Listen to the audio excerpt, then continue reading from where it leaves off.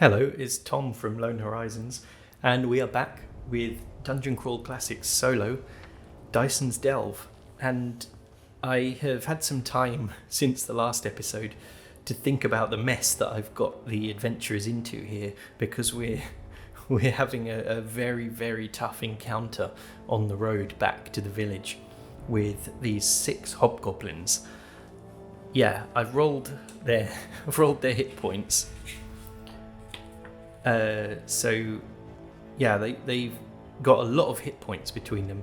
There's the toughest one who has the whip, Hobgoblin number 6. He's got 10 hit points. And what I did was, because they either have a sword or a whip, I think I gave each one of them a 1 in 6 chance to have a whip instead of sword, because the whip can entangle people during combat. And one of them got it, and it was the toughest one.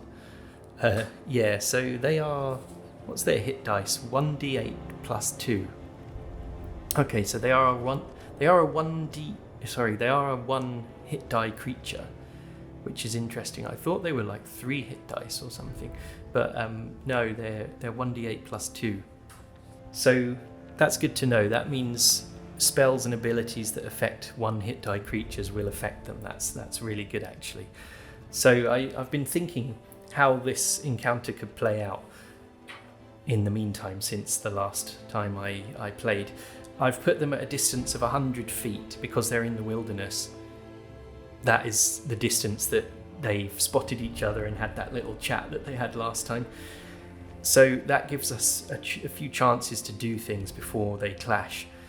Now, I kept thinking of things I could have done that would have made it a lot easier. Like, for example, Groban the wizard, he has a summon animal spell, and to do that you need a piece of like fur or a part of an animal that you want to summon. And there were those giant ferrets and dead giant rats we found in level 1 of the dungeon. He could have easily just cut a bit of fur off of each of them and then been summoning animals to help him in this fight, but we forgot to do that, and I'm not just going to retcon it and say that he did, because I think that's cheating, really. He does have his colour spray spell, and Orsiet, I think, yes, the other thing about Orsiet, I reread the rules, and I found what we discovered during the levelling up session for Orsiet. Because her god is of a lawful alignment, that means she can actually turn creatures that are like chaotic humanoids, like orcs, for example. I think it said in the rulebook. And so these guys definitely count as chaotic humanoids. So we can try and turn them. The other thing that we can do, if it comes down to it, like as a last resort, is she can kind of call for divine aid from Klazath? I think it's Klazath, oh god, let me check. Klazath, god of war, yeah. So, as a last resort, we could call for divine aid from Klazath, but that does involve taking a plus 10 hit to the disapproval range for when she casts her cleric magic for the rest of the day. So that would affect the rest of this encounter. So, to begin with, I think we should try turning them. And see if we can scare off a few of them in one go right at the start of the fight. And if we can turn, say, half of them, then the other half will have to do a morale check to see if they stay. So we could have a kind of domino effect where some of them get turned, and then the ones that are left freak out because they see the others get turned and run away. Anyway, I made some new counters. These are still temporary ones because I want to do nice little portraits of the characters, but we've got Waltin the warrior at the front, Orsiet the cleric with him, and then we've got Myrtle the turtle in the back next to his master Groban the wizard, and Heaver the thief is here, and then we've got the unnamed sheep that we brought with us here. So yeah, I guess we're entering combat and we need to roll for initiative. Now, yeah, there's a lot of characters here, so I'm going to do that off camera. Okay, so I rolled for initiative for everyone, and as you can see, the monsters in this game always seem to have quite high initiative bonuses the hobgoblins have +2 initiative, which is like having a +2 dexterity modifier. Like they've all got like, I don't know, like 18 or dexterity or something. I don't know. Anyway, so yeah, they're all sort of spread out throughout the list, our characters. So let's just get on with the fight then. They're 100 feet from each other. Hobgoblins can move 30 feet each time. Okay, so Hobgoblin 1 and Hobgoblin 5 are going first. So if they can move 30 feet, I guess that puts them kind of about there. Sort of like 2/3 of the way. Hobgoblin 1 and Hobgoblin 5 there. Let's put like a little die as a counter next to whose turn it is. Alright, so next it's Orsiet, which is good. Yeah, she rolled highest, and that is good because she is the cleric and she is going to be the one turning them. So let's just familiarise. So let's just remind ourselves of the turning unholy rules. I think you basically do a spell check. Let's see. So luck matters. Okay, a d20 is rolled and added to the cleric's caster level. The cleric's personality and luck modifiers are also included. Compare the result of the turn check to table 4.4, which is that one. Okay. So to do anything, we have to get 12 minimum. Okay, so we do the spell check, but we add personality and luck modifiers as well. So, Orsiet. Let's see. Personality. Oh, she has +3 luck modifier. That's great. Okay. So her normal spell check is 1d20 +1 because of her cleric level, I think. So she's going to roll 1d20 +4. Great. Here we go.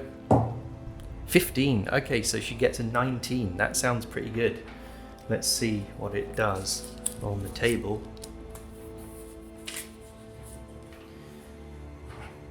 (18 to 19). Oh, turn range 30 feet. So it only works. Oh, this game is so hard, isn't it? It's really hard on the players. Okay, yeah, so if she had rolled one higher, she would have affected 60 feet, which still wouldn't get them. Okay, so that's annoying. We have to wait until they're like all in range of there. And what would have happened if they're one hit die creatures? She would have turned 1d4 +1 of them. Okay. All right. I didn't know about that. Okay. That's really tough. All right. So that was her action for the turn. She has a sling. So let's switch. Let's have her switch to her swing. Her sling.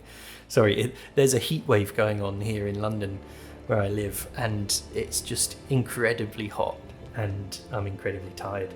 So I will probably slur my words through this episode. So apologies for that. All right. Anyway, that's Orsiet's turn. I don't think she wants to move because she doesn't want to kind of go out into the middle and put herself in harm's way yet. Or maybe she does. Maybe she should do that because then she can turn them faster. Okay, so she can move 30 feet. So I think I'll just, we need to know the exact distances, don't we? So they are at 20, those guys. She could move like 10 more feet. Let's say that's 40 feet, just to give her a bit of an edge. Okay, so who is next? Hobgoblin 6. He's just going to do the same thing, move 30 feet. Then Hobgoblin 4 will do the same thing. Then it's Groban's turn, the wizard. So Groban has his spell, Colour Spray, which is probably going to be useful in this situation. I need to know the range for that, really. Okay, so page 113. That is the mercurial magic effect of it, which is 66. Oh, remember that. Accidental Alchemist. Each time the spell is cast, one random item within 20 feet of the caster is turned to lead and another is turned to gold. Is that really what we rolled? Page 113, 66, lost. I can't even remember why I wrote lost there. Let's forget about that for now. Let's just keep the game going. So we need to find colour spray, the spell. Okay, colour spray. Range is 40 feet. So yeah, this is 40 feet from the middle of the battlefield. So yeah, they're really quite far away so far. All right, but he can shoot his bow, because he has a longbow, so that must be able to shoot 100 feet. It will probably just get some kind of penalty.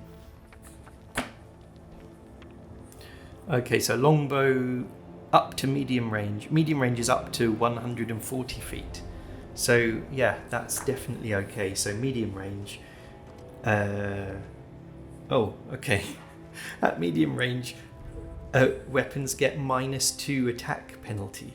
That's really harsh, just for medium range. Only short range, they don't get any attack penalty. I'm sure in other RPGs I've played at short range they get a bonus. But anyway, so he can shoot his bow. That's really bad. All right. So let's see. What is his attack roll? Melee attack -2. So it's a 1d20 -4. Okay. And the Hobgoblin's armor class is 14, and this is -4, so he needs to roll an 18 to even hit. Okay, and he's still got 20 arrows. 5, he misses. Okay, so I'm going to make a note of Groban's arrows. Now it's 19. Oh, that's really hard. Okay. Who is next? Waltin, the warrior. So he could charge into the middle of them, but he only has 3 hit points. our warrior. So what should he do? I think he's going to step forward and stand with Orsiet there and wait. He doesn't have a ranged weapon, I don't think. Waltin. No, he only has his 2-handed sword. Okay. Right. Okay, so that's Waltin done. Hiva the thief. She can actually... I was thinking about what she could do. We can try and have her hide, even though they're out in the open and we're assuming it's daytime. I think it's kind of late afternoon at the moment. She can attempt to hide, and that is going to be DC 15, which is really hard, but she can try it. So let's see, what does she add to the die roll when she attempts to use her thief skills like that? Oh, here we go.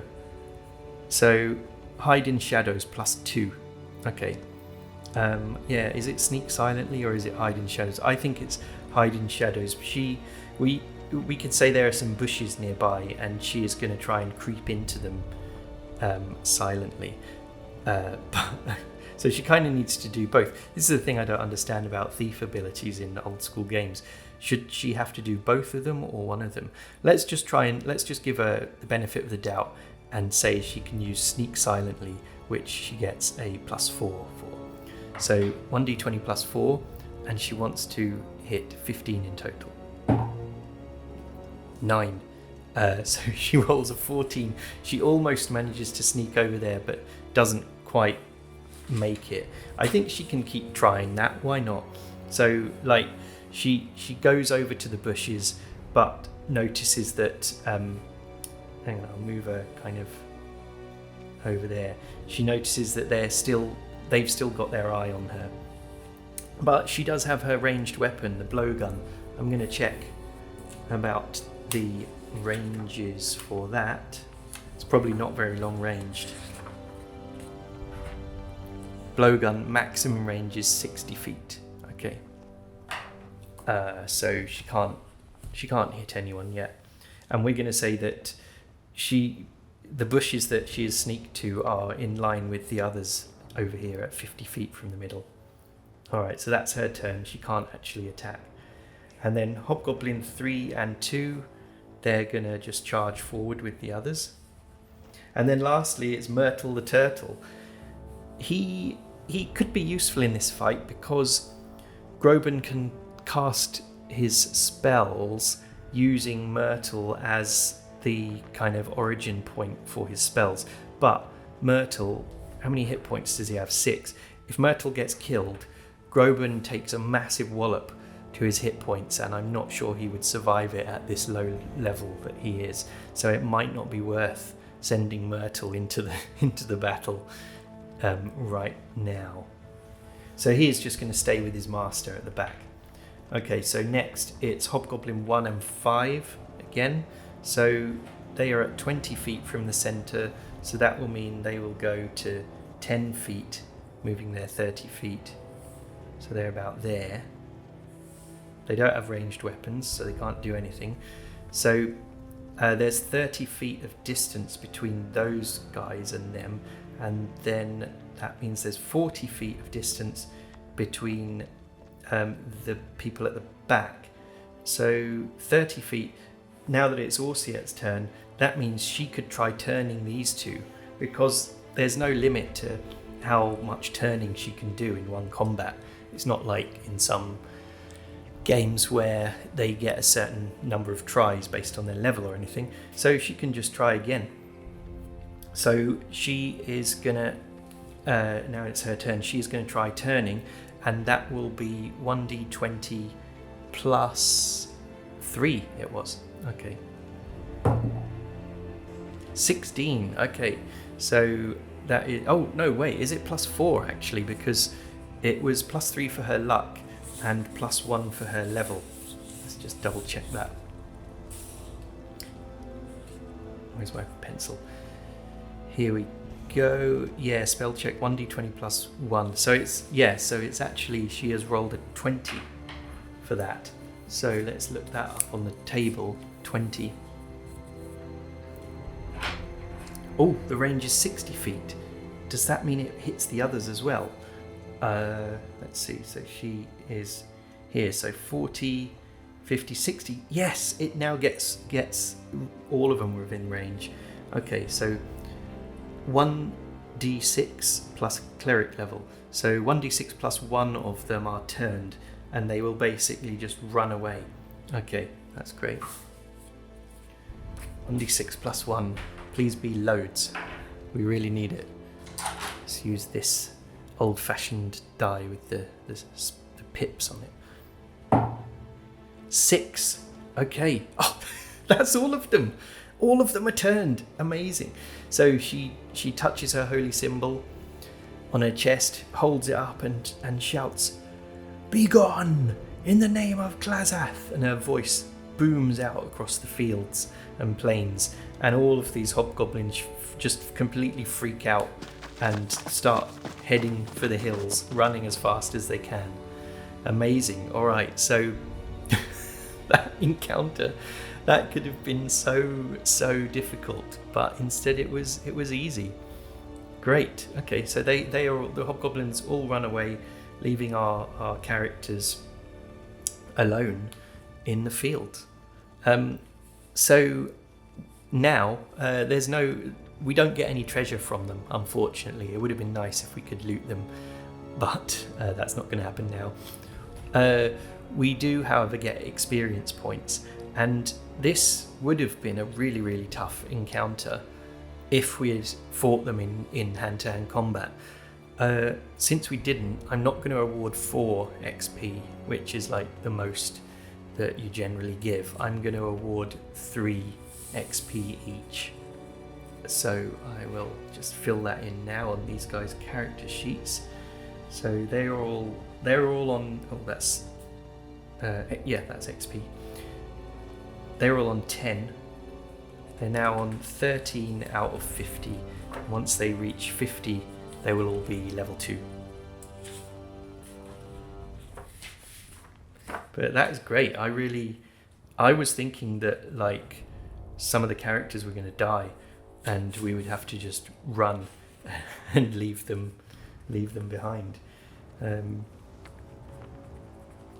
But that didn't happen in the end. Okay. So that means, I'm pretty sure, in this episode we can go back to the village, heal up and things, because we've got Groban has used spellburn and things that he needs to heal from, and someone has been hit. Oh, not him. I think Orsiet might have been. No, who was it? Oh, it seems like no one is wounded actually. That's good. Anyway, they'll go back to the village, and then we'll do another trip into the dungeon and see if we can get a bit further. Okay, so if we have a look at Groban, firstly I just need to take an arrow off his character sheet because he shot one. Let's see, so he has used 2 points of spellburn. He's burned his stamina, so that will go back up to 8, and then we will be on 2 days later. Okay, that's fine. I wanted to start trying to keep better track of the date, like how many days into the campaign we are, and I believe we're now on day 19 of the campaign, after resting for 2 days in the village. So I just got to check what his modifier is normally when his stamina is 8. Oh, it's still -1. Okay, right. Okay, so other than that, I don't think anyone else did anything. Heaver can burn luck. Oh, she did burn some luck actually.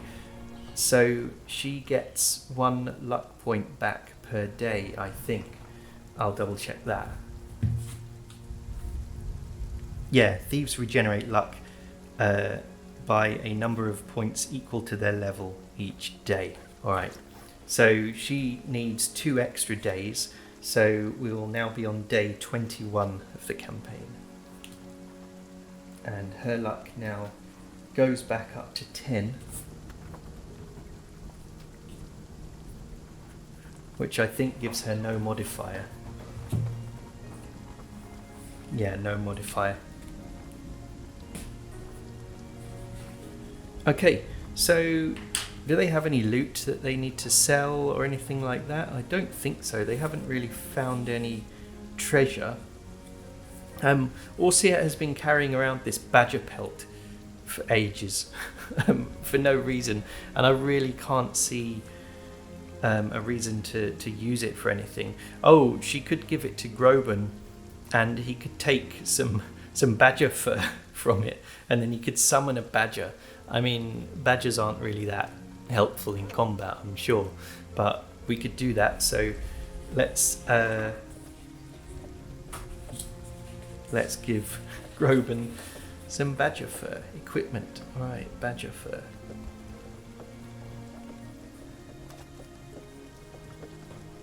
I'm not going to count it as an encumbering item because it's just a tiny bit of fur. And then let's let her sell the badger pelt, and we'll say she gets 1d4 gold for it. She gets 1 gold piece for selling it down the market. So she now has 26 gold pieces. Okay, and she has got rid of the badger pelt, which was 1 encumbrance. So where did I make a note of that? Did I even make a note of their encumbrances? That's weird. I thought I made a little note. Well, anyway, it's fine. Yeah, so nothing else for her to sell. Waltin started with a gold ring because he's a noble and he wants to keep that. Oh, there it is. Look, equipped 4 out of 9 and packed 4 out of 16. Yeah, here it is. So she's now got packed 1 out of 16, I think. Oh no, I just haven't been updating that. So she's now got holy water, which is 1, and flint and steel, which is 1. Okay. So that is 2 then. Okay, that's fine. All right. Again, this is a bit of a weird rambling episode. And yeah, no one has anything else to sell, so that means they can just go back to the dungeon then. So going back to the dungeon means a wandering monster roll for the journey there, and that's a 1 in 6 chance. Let's see. Nothing. Okay. So they make their way back across the fields outside the village.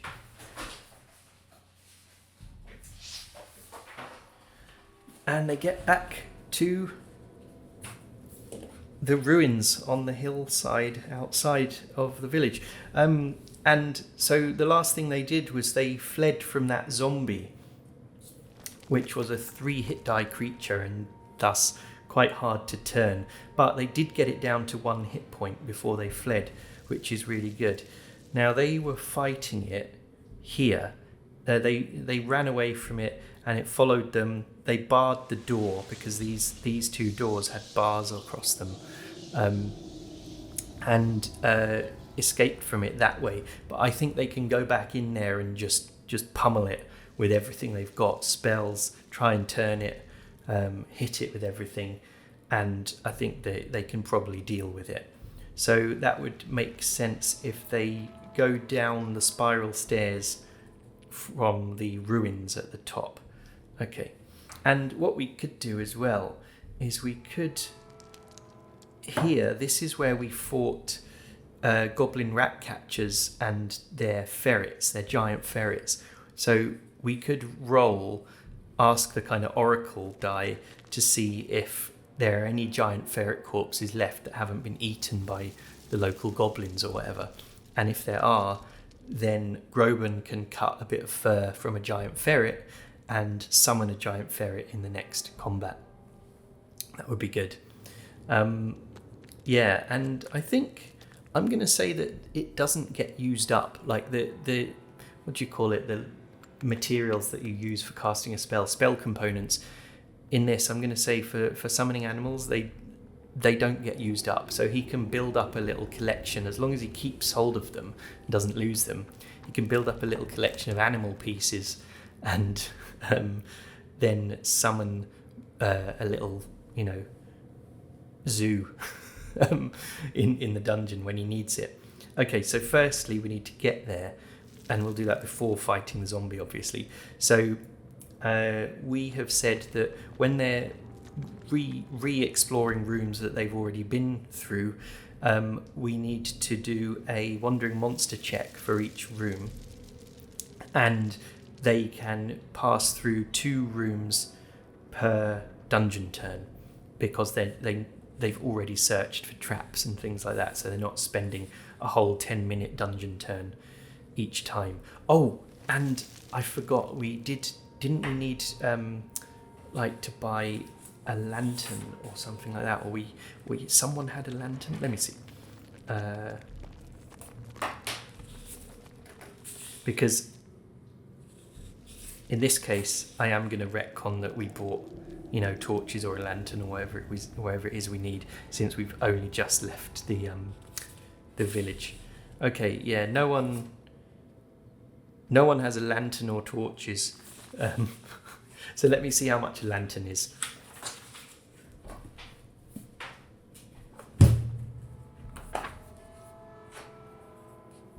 Okay, a lantern is 10 gold pieces.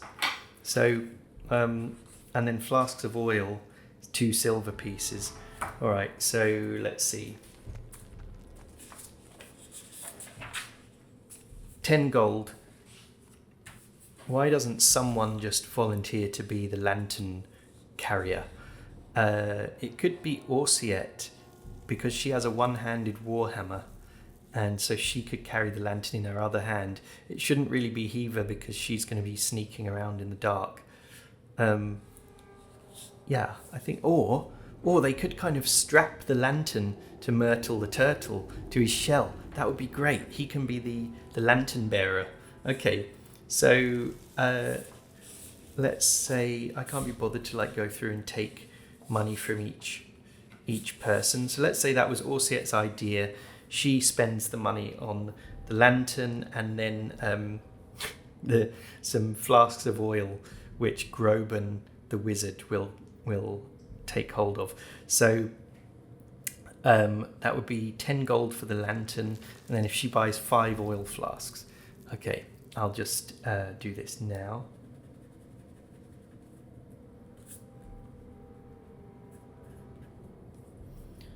So that means she has 15 gold left. And Myrtle the turtle, he is... I'll just write lantern under his name to remind us that he's got it. And then Groban, his master, he will be the one carrying the oil flask. Okay, so he's carrying 1 already, so I've just bought 5 of them. So he will have 6 of those. Although, no, he'll have 5 because the lantern won't come filled with oil, will it? We'll have to fill it up. So that is, I guess, 5. 1, 2, 3, 4, 5. Okay, so packed, he now has 10 out of 14 slots used. Okay, so that is good. So we need to go to this room to see if there are any dead ferrets left for us. So going to this room and doing that check will use up 1 turn, but we need to do the wandering monster checks as well. So we'll do 1 for this room, nothing. 1 for this room, nothing. Okay, so then let's get a d6 and ask the oracle. I think I'm going to say it's quite likely that there will be at least 1 giant ferret body here.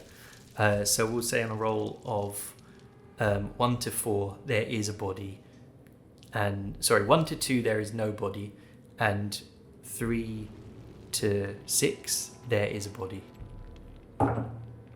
Okay, so there is. So he has now got a little bit of, let's say he's got a tooth.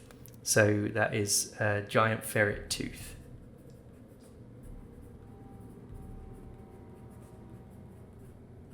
There we go. So he can now summon a giant ferret in battle, which will be pretty useful, I think.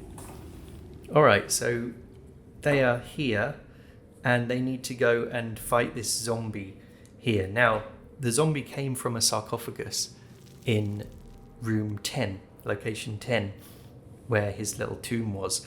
So do we think the zombie is standing outside the door, the last place that it saw the players, maybe even banging on the door, or did it kind of return to its sarcophagus because that's its resting place? Who knows? So that can be another oracle roll. What we'll do then is we will sneak over quietly here, and I guess we'll just open the door silently, and maybe Orsiet can hide in shadows, like somewhere here. So, oh no, but she can't even get a sneak attack on a zombie, so there's no point hiding from it. So don't worry about that. All right, we will open the door and we'll say it's 50-50 whether the zombie is here or there.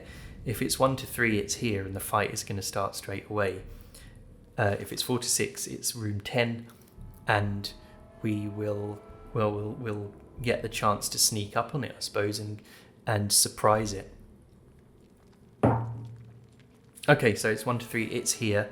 So the fight is going to start, and we need to, I guess that means it's on the other side of the door. It's right in front of us straight away. So it will be, just straight into battle then. Firstly, I'll just mark off the first turn because that was used up. Okay, into the fight. Okay, so since the zombie was waiting at the door, the last place it saw the characters, it's not going to be surprised when we open the door because it's going to be facing us. So we just need to roll for initiative then. Let's get the dice out, and I'll do that as we've only got one enemy to fight. Let's get all the d20s. And I've just remembered warriors like Waltin actually add their level, their class level to initiative rolls. I forgot about that before because Waltin has no agility modifier, but he will get +1 to this. Okay, so let's roll for the zombie first. It rolls at 20. That's crazy, but it has a -4 initiative penalty, so it still gets a 16. So that's a 16 for the zombie. Great. So that's the sheep, as usual. The sheep is just still following us around. We'll see if we can use it for anything. I don't know, maybe we'll set it on fire one day and throw it at enemies. So who have I got? I've got 5 characters to do. So I'll do the heroes first, going down like that, and then I'll do Myrtle. So just arranging the dice in order.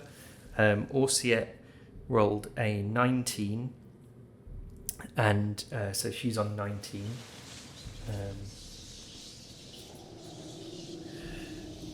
Waltin got 7, and that's +1, so he's on 8.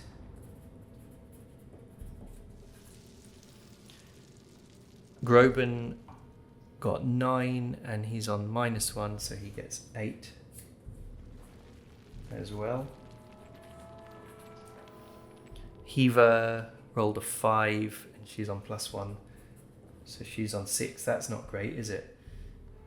What is the zombie on? Oh, the zombie's going to go second then. Okay, so...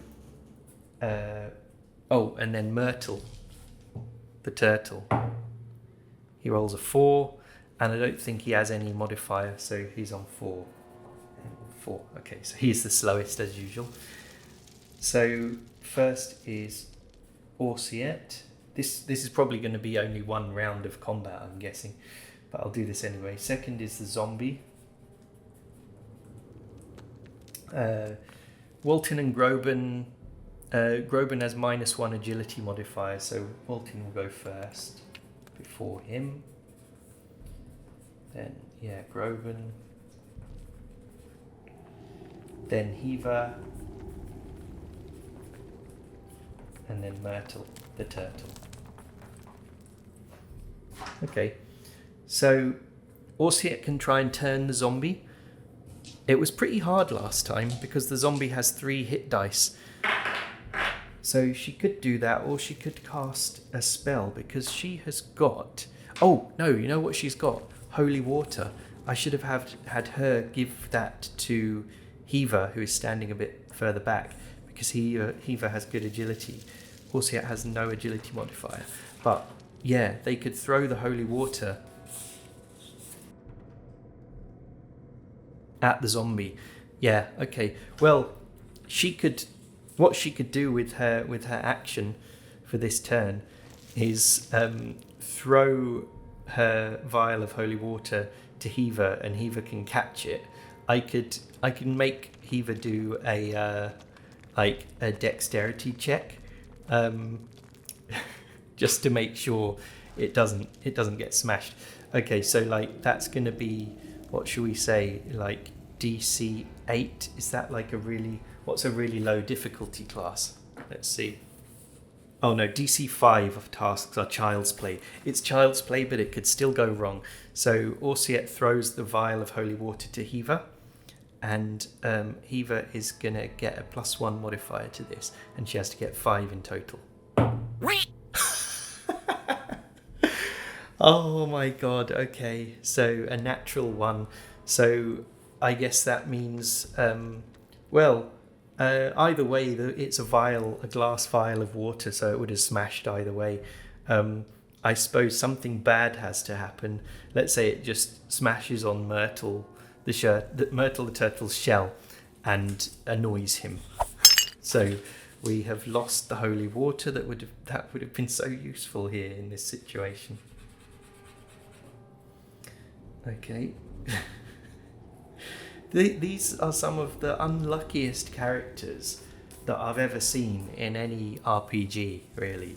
Like the amount of like the low rolls for the hit points and things like that. They are the fact that like hardly any of them have any actual modifiers that are any use to their stats. Okay, so Orsiet can't do anything. She could move out of the way, but I think she's the toughest one out of us, so she's going to stay in combat with the zombie. Next is the zombie. Who is it going to go for? Orsiet or Waltin? I like, whenever it's a 50% chance, I like rolling a d4. I don't know why. So Orsiet is a 1 to 2, Waltin is 3 to 4. Oh, it's going for Waltin with his 3 hit points. Okay, so the zombie, it has a bite attack plus 3. So it's 1d20 plus 3, and it does 1d4 of damage. Okay, but with no modifier to the damage, at least. All right, so it attacks Waltin. What is his armor class? Waltin's armor class is 13. So that means it needs to roll a 10. Okay, let's see what it does. 17, it hits him. Oh no. So 1d4 of damage. This is it. It could all be over. It could all be over for Waltin here. He has 3 hit points. Please be a 1 or a 2. It's a 4. Oh, okay. So the zombie just lunges at Waltin straight away and bites into his shoulder deeply, gets a massive chunk out of it, and Waltin cries out in pain and drops to the floor. Okay, so in Dungeon Crawl Classics, when this happens, there at the end of the fight, as long as we haven't fled, there's a 50% chance that he will actually be still alive and can be kind of nursed back to, like, I think 1 hit point, and taken out of the dungeon and healed. Or we could do lay on hands. Orsiet could do lay on hands on him right here, but we don't know if he's dead, and you can't just do lay on hands during combat when someone is reduced to 0 hit points. Okay, so he is out. It was bound to happen sooner or later. Next is Groban, the wizard. So he can cast Colour Spray on it. Okay, so Colour Spray, range 40 feet. They're well within the range of that because they're just standing, I think they're at like 30. Let's put that there. He just needs to do his spell check then. And his spell check, I think, is 1d20 plus 1. Where is that? Groban. Check. Oh, it's 1d20 plus 2. Okay, that's good. Base spell check, 1d20 plus 2. Okay. And he could actually, why not do a bit of spell burn here, because we're in a bit of a desperate situation now if we've just lost one of us. Where is he? Here. So why not spell burn again? We could do 2 points off stamina again. Why don't we do that? So that means he will have a +4 bonus to his d20 roll. That should give him a chance. Okay, here we go. 1d20 plus 4. This is just terrible. What is going on? Like, literally, this whole campaign is a disaster. Like, I don't understand. All right. I think that gives him corruption or something. Let me check. Okay, so each and every time a wizard rolls a natural 1 on a spell check, they suffer the effect of the spell failure. Moreover, their spell may misfire and they may suffer corruption. The individual spell entries include specific results associated with a natural 1, as well as misfire and corruption results specific to the spell. Some results will further direct the player to roll on one of the corruption tables, minor, major, or greater. Okay. Blah, blah, blah. We might not have to do that, though. Luck to avoid corruption. A wizard that suffers corruption may burn a point of luck to avoid it. Okay. The luck can be burned after the player rolls to determine the result. Okay. Right, so go back to the colour spray section. Okay, so rolling a 1. Oh, wait, no. Hang on. Is this yeah, it is a natural 1, right? Am I doing this right? Lost, failure, and worse. Roll 1d6 modified by luck. Blah blah blah. But does that mean a natural 1, or does that mean the result of the spell check itself, which is the die roll plus the modifiers? It's not really clear, to be honest. It says here. Each and every time a wizard rolls a natural 1 on a spell check, they suffer the effect of the spell failure. Moreover, their spell may misfire and they may suffer corruption.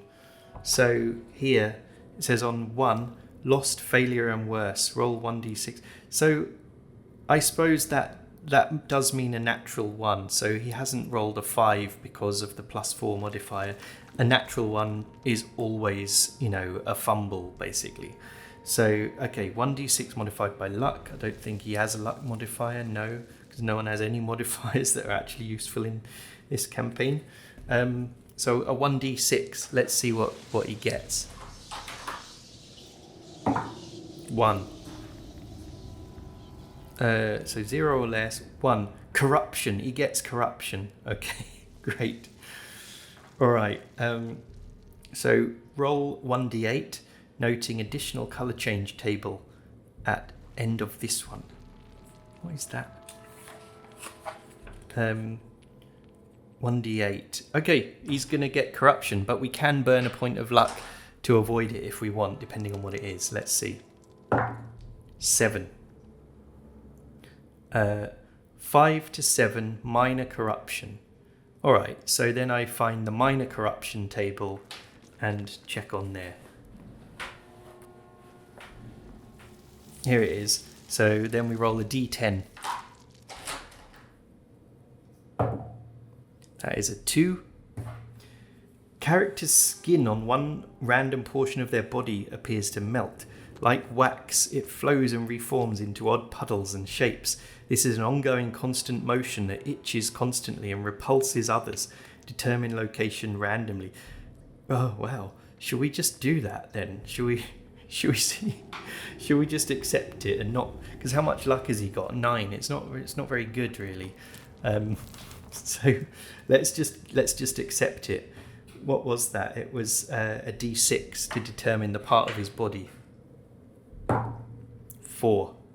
Torso. Okay, well, he's wearing a robe. He's wearing a robe that covers it up, so that's not too bad. So basically, he has a kind of weird melting, shifting, wobbling disease now that maybe one day he could magically cure, but it's only visible. Corruption, it's got a section there. So I'll put melting torso.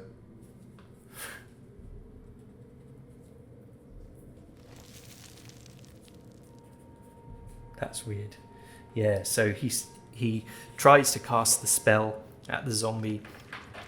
There's a weird kind of flash of light and a strange noise, and then he starts to feel his chest start kind of twisting and heaving, the skin and the flesh of it, and he looks under his robe and sees this weird distorting, boiling effect going on his skin, and it freaks him out. So luckily no one else can see it, and he doesn't say anything to the others. All right, so that was Groban's turn. Next, it's Heaver. So she can't do a sneak attack on the zombie. Could she do a sneak attack and get the attack bonus, the extra attack bonus? Maybe she can, and it just counts as a normal attack. So let's try and have her hide then. So we're in a dungeon. It's pretty dark. I'm gonna say it's like DC 10 to hide successfully, and then that will be her turn. She won't really be able to attack on the same turn. Where is it? Hiva. Okay, so yeah, hide in shadows is +2, so she needs to get a 10 in total to hide from the zombie, so that she can then attack it with a sneak attack next time. 6, 8. She doesn't manage to do it. Okay.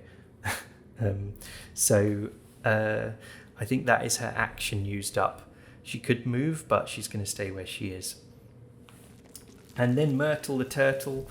Well, since the zombie is distracted by Orsiet, let's have him move up to a bit closer. And then, oh no, he doesn't need to move closer. I just forgot actually that Groban can cast his spell through Myrtle and get a bonus to his spell check roll. That is a shame. Okay, you live and learn, I suppose. So now we're back to Orsiet. She could try and turn the zombie, but I think, to be honest, she's got more chance of killing it if she just hits it with her mace. So here we go. Well, use this sheet. Orsiet's attack bonus is 0 and she does 1d8 damage. The zombie's armor class is quite high. It's 15 because it's wearing that chainmail armor, and remember it has a magic dagger +1 sticking out of it. But for now, Orsiet is attacking with the warhammer, not mace, sorry, and she does 1d8 damage if she hits with no bonus or anything like that. Okay, so she needs to roll a 15.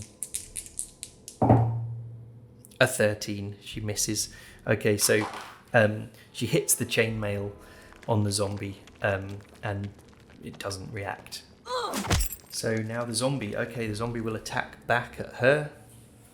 Where's my d20? Here it is. Okay, so yeah, it gets +3, and her armor class, Orsiet's armor class, is 14. So if it gets an 11 or more on this roll, it will hit. It does hit. Okay, and it does 1d4 damage. Okay, here we go. 2 damage to Orsiet. Okay, so she is now on 7 hit points. It manages to bite her arm there. Just putting Walton's hit points to 0 as well.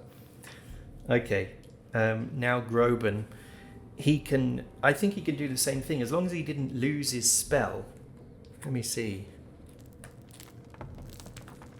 Colour spray.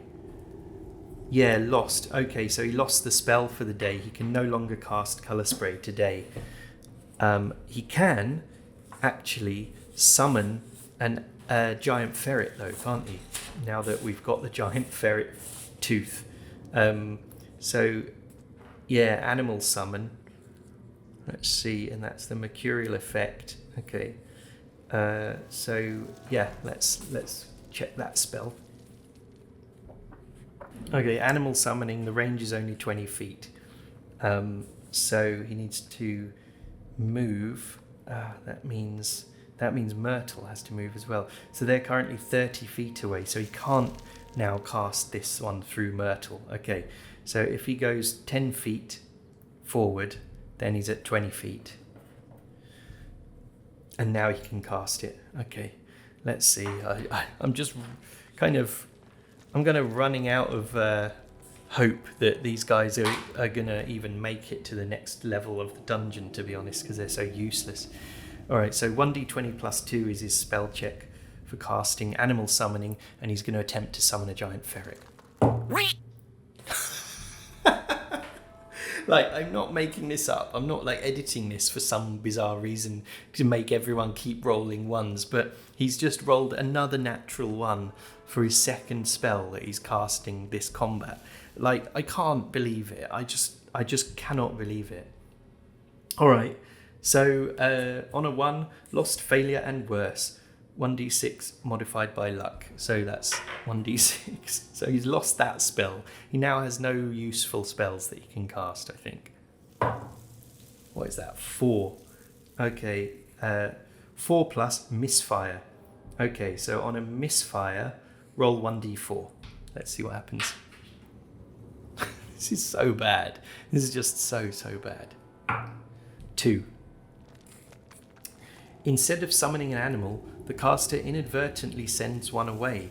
The caster's familiar, or the next closest mundane animal, vanishes for 1d4 rounds, only to return dirty, wet, and angry.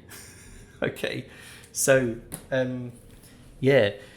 He says the magic words and waves his arms around, and there's a flash of light, and Myrtle is just gone, completely gone out of the room. They don't know what's happened to him. And let's see how many rounds it will take for him to come back. 2 rounds. Okay, so let's use a die as a counter. So Myrtle, I'll put it here. In 2 rounds, he will be back. Okay, and yeah, Groban has just wasted another spell that he now no longer can use until next day. Okay, so then it's Heaver. So she is just going to now. Well, she failed to hide from the zombie, didn't she? Maybe she should just attack it with her blowgun and burn some luck to try and have a chance of not rolling a 1, basically. Okay, so her luck is 10. Why don't we burn, like, I don't know, 5 points of luck, because her luck regenerates because she is a thief. So she will then be on 5 out of 10 luck. And then that will affect her luck modifier, which I'll sort out later. So she gets plus 5 extra attack bonus to this, which means her attack bonus for this roll is plus 6. And she does 1d3 damage plus 1 with the blowgun. Okay, so I'll get the d3 out ready as well. And hopefully this will hit. So this is plus 6, and she needs to get 15. That is 5, so that is 11. She has completely failed. She shoots the blowgun at the zombie, and the dart just flies past it. This is ridiculous. Like, this is like the worst luck I have had for ages in any solo or group game of anything. Okay. So we're skipping Myrtle's turn. Does Heaver want to do anything else? I think she can move, but that's about it. So she'll just stay there, I guess. Okay, so now it's Orsiet again. Should she try and... Let's look at the turning table again and see what she... I think it was something like she had to roll a 20 to be able to turn 1 3 hit die creature, which is what the zombie is. So that's ridiculous. It's better if she tries to hit it again instead. And maybe she needs to burn luck just to do this. She can't regenerate it though, unfortunately. So she has 18 luck actually. That's pretty good. So why don't we burn 1 point of her luck, which is permanently gone. Check the modifiers table again. So 17 would be plus 2. So she loses a point of modifier. That's a shame. Forever. But this is a disaster. This is a total disaster, and they need to get this zombie killed. Okay, so that's a plus 1 bonus to this attack roll. So, now her attack bonus is just plus 1, which is rubbish anyway. Okay, and she does 1d8 damage if she hits. And she needs to get she needs to roll a 14 to hit. 10. Okay, so the zombie can't dodge out the way. It's rubbish. It's a zombie. She just smacks her warhammer into the chainmail again, and it doesn't even react. So now it's the zombie's turn. This is it's Clean Mail Chad, isn't it? the mispronounced name of the zombie. So yeah, Chad the zombie. He is the ultimate zombie Chad, really. So yeah, we will have him attack Orsiet, and let's see what happens with a +3 bonus. Oh, he's missed. Okay, he lunges at her in the same way that he did before, and she just sidesteps the bite, and it misses. Good. Okay, so now it's Groban's turn, and all he can do is shoot at it from 20 feet away, which I think is close range for a bow. I need all of this written down, really, but there's just so much of it. Longbow, up to 70. Oh yeah, yes. That's not what I need to check. I just need to check the penalties. Okay, so short range, you never get a bonus. Yeah, you never get a bonus to short range combat for some reason. It's just because this game hates its players. It doesn't hate its players, I suppose. You're supposed to just kind of be really, really inventive in combat. Anyway, we will attack, and what does he get? His attack bonus is -1, so he needs to roll a 16. He rolled a 16! Right, he shoots Chainmail Chad in the face, into his empty eye socket, and the arrow penetrates the brain of the zombie, instantly killing it, and it crashes to the floor in a heap. And just as that happens, Myrtle, the turtle, reappears in a puff of smoke, looking wet, bedraggled, and very angry at Groban. Everyone else is cheering Groban on for shooting the zombie in the eye, and Myrtle, the turtle, is really angry with him.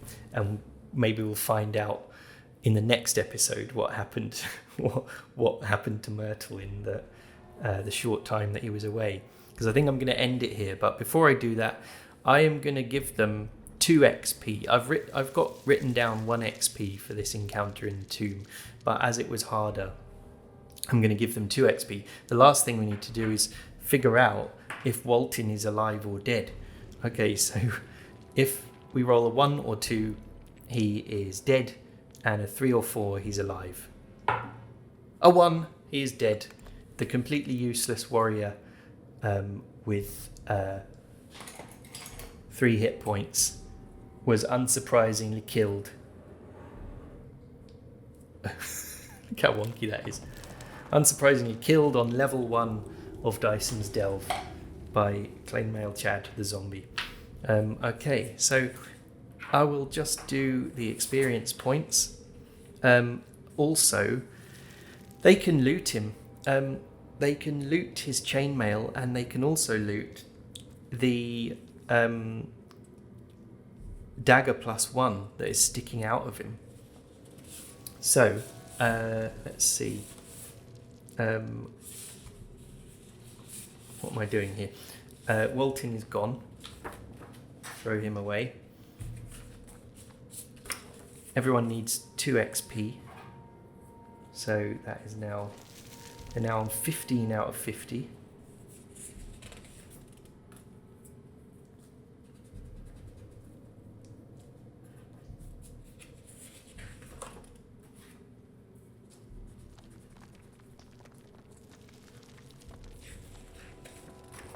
There we go. And I guess it makes sense to give the dagger +1 to Heaver because she's a thief. But her strength modifier is -3. So her melee attack is -3 attack penalty. So that would just go down to -2. I'm not sure it does make sense to give it to her.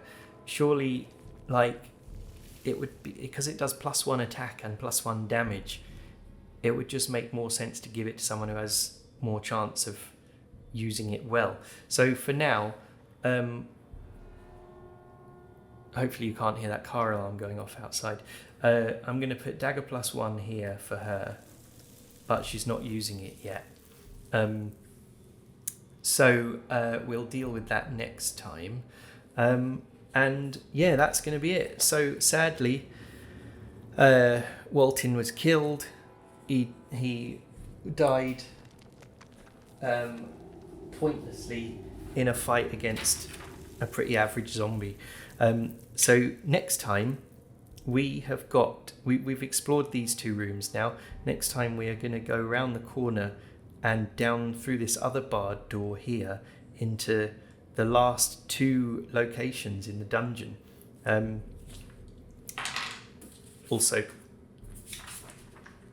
this is the end of the turn, and it's also a wandering monster check time. So let's do the check now, and then we'll end the video. Oh! Yes, we do have a wandering monster. Okay, so that we will deal with next time. Thanks for watching, and yeah, have a great day.